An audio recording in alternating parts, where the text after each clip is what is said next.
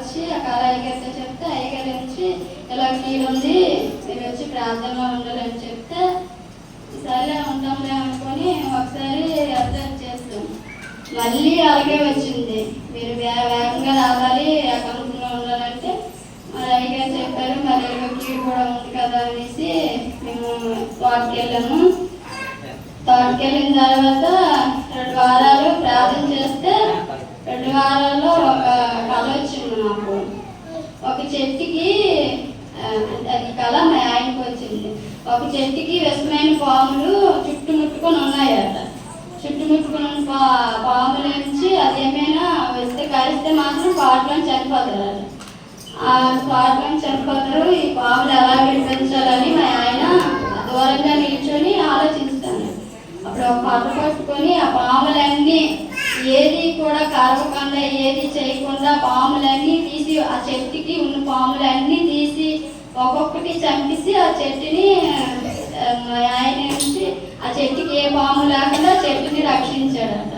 అలా ఒక కళ వచ్చింది. తర్వాత నాకేంచి ఒక కోడి పిల్ల నుంచి ఒక పాము ఎంట పడుతుందట. దాన్ని ఎలాగైనా చంపాలి, దానికి ఎలాగైనా చేయాలని కోడిని ఎంట పెడుతుంటే ఆ పిల్లలన్నీ వెనక్కుంటుకొని ఆ కోడిని పాము ఎంట పెడుతుందట. ఎంట పెడుతుంటే ఆ పాము చేతిలో నుండి కోడిని ఎలాగైనా నేను రక్షిస్తానని ఒక వ్యక్తి ఒక సైడ్ నుంచి అంటాను. నేను అలా చూస్తాను, ఇదంతా జరుగుతుంది అంటున్నాను. చూస్తుంటే అప్పుడేంచి ఆ పాము ఆ కోడిపిల్లని పట్టుకొని చాలా అక్కడ గొడవ, ఆ పాముకి ఆ కోడిపిల్లకి చాలా రాజధాంతం అక్కడ అవుతున్నప్పటికీ ఇతని నుంచి బయట నుంచి వచ్చి ఒక అతని నుంచి ఆ కోడిని ఎలాగైనా ఆ పాము చేతిలో నుండి రక్షిస్తాను అనేసి ఆ పాము చేతిలో నుండి ఆ కోడిని రక్షించాలనుకొని అతను వెళ్ళాడట. అలా రొట్టె కొట్టుకుంటుంటే బయట చేస్తుంటే వెళ్ళి ఆ కోడి పిల్లని ఆ పాము చేతిలో నుండి అతను రక్షించాడట. అతని చేతులకి ఆ పాము నుంచి అంతగానో గాయపరిచిందట. గాయపరిస్తే నేను నుంచి అదే తండ్రి మీరు ఆ కోడిని రక్షించారు కదంటే, ఈ కోడి నా కొరకు వచ్చింది, నా దగ్గర ఉంది, నేను రమ్మంటే వచ్చింది కాబట్టి నేను రక్షించకపోతే అలా ఎవరు రక్షిస్తారని అతను నాతో చెప్పి ఈ కళ వీడిపోయింది. ఇది అయ్యగారితో చెప్తే, అమ్మ అయ్యగారు నుంచి దేవుడు విడిపిస్తానని మాట ఇచ్చాడమ్మా, విడిపిస్తారు, మీరు ప్రార్థన చేయండి అనేసి అయ్యగారు చెప్తే అలాగే ప్రార్థన చేసాము. 2 వారాలకి మనం తప్పించాడని దేవుడు చూపించాడు. తర్వాత మా ఆయన అయితే మనం తప్పించాడు కదా, వెళ్ళిపోతుందిలే ఇంటికి మరి ఎందుకు అంటే మళ్ళీ అయ్యగారి దగ్గరికి వెళ్ళి కీడు తొలగింది కదా అయ్యగారు వెళ్ళిపోతున్నాను. కాదమ్మా వాగ్దానం కూడా రావాలి కదా కీడు తొలగినట్టు అనేసి అయ్యగారు చెప్తే సరే అయ్యగారు వాగ్దానం వచ్చిందాకా ఉండమనేసి వాగ్దానం వచ్చిందాకే తర్వాత వెళ్తామని చెప్పాము. చెప్తే 2 వారాలు అయిపోతుంది. ఇంకా మా ఆయనకి ఇంకా ఉండాలంటే విసుగు పుట్టేస్తుంది. అప్పుడు మా ఆయన ఏం చేస్తాడంటే ఉపవాసం ఉండి నేను ప్రార్థన చేస్తాను, నాకు దేవుడు ఏదైనా మాట్లాడితే అయ్యగారు చెప్పినట్టు వింటాను, లేకపోతే నేను వినను, ఇప్పుడే వెళ్ళిపోతానని మా ఆయన ఒక తీర్మానం చేసుకున్నాను. ఆ 3 రోజుల ప్రార్థనలో దేవుడు అంతగానో మాట్లాడాడు.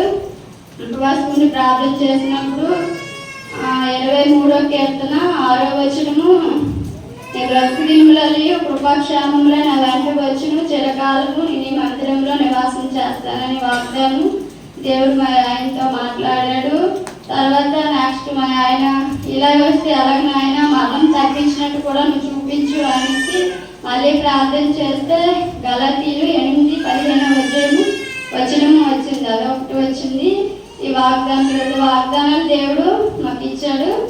తర్వాత ఈ వాగ్దానం చెప్పిన తర్వాత అయ్యగారు సరే అయ్యగారు మేము వెళ్ళిపోతామంటే కాదమ్మా మీరు ఉండాలి, మరి దేవుడు చెప్పిన తర్వాత వెళ్ళాలి అనేసి అయ్యగారు చెప్తే మరి మా ఆయన కూడా నిబంధన చేశారు కదా 3 రోజులు ప్రార్థనలో ఉంటే మాట్లాడితేనే అయ్యగారు చెప్పినట్టు వెళ్తాను అనేసి. మరి మాట్లాడాడు కదా ఉండండి, మీరు దేవుడు ఎప్పుడు చెప్తే ఎప్పుడు వెళ్ళిపోమంటే అప్పుడే వెళ్ళాలంటే సరైన అయ్యగారు ఎప్పుడు వెళ్ళమంటే అప్పుడే వెళ్తాం అనేసి అయ్యగారి దగ్గర మాట ఇచ్చాము. అలాగే మరొక 2 వారాలు ప్రార్థన చేస్తే వారంలోకే దేవుడు వెళ్ళిపోమని కూడా చూపించాడు. తర్వాత ఇంటికి వచ్చిన తర్వాత మా పాపకైతే పాలు బాగా అక్కడ ఉన్నప్పుడే పాలు వాసిపోయింది. పడిపోయి అక్కడ బెతికిసింది కదా అనుకొని మేమేం అయ్యగారితో ప్రార్థన చేస్తే అయ్యగారు కూడా భయపడకమ్మా తగ్గిపోద్ది పర్వాలేదు అన్నారు. అది తర్వాత ఇక్కడికి వచ్చి 3 వారాలు అయిపోయింది. కాలు మొత్తం వాపు తగ్గదు, వాపు తగ్గుతుంది వచ్చేస్తుంది, తగ్గుతుంది వచ్చేస్తుంది.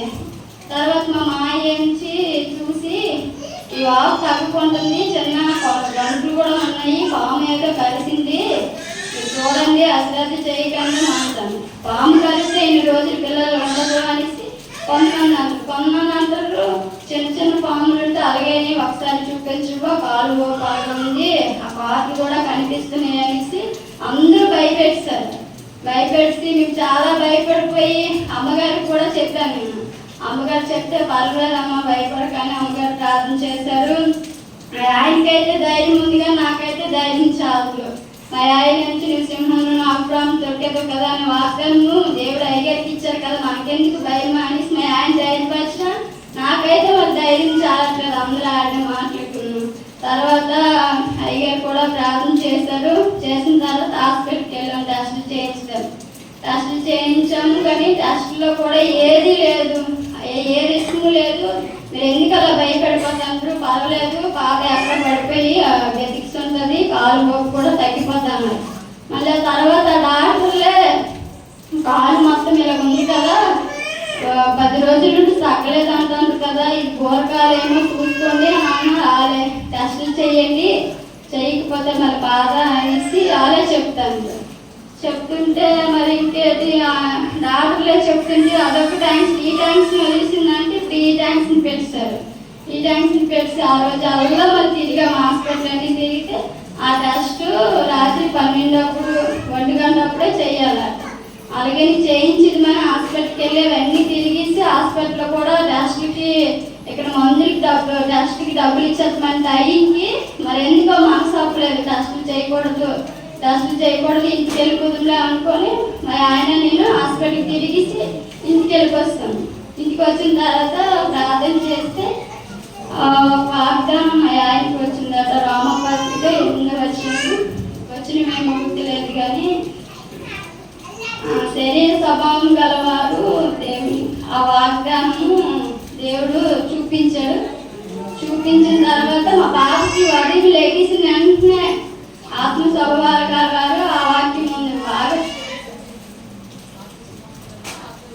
ఆ వాక్యము దేవుడు మా ఆయనకి చూపించిన వెంటనే కాదు తెల్లలే చూస్తే ముందున్న గోప అసలు తర్వాత గోపే లేదు, బాగా తగ్గిపోయింది.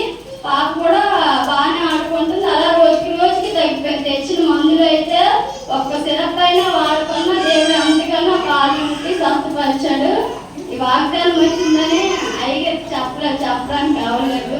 తర్వాత వాగ్దానం వచ్చిన తర్వాత మా పాపకి కాలు ఓపు కూడా అంతా తగ్గింది.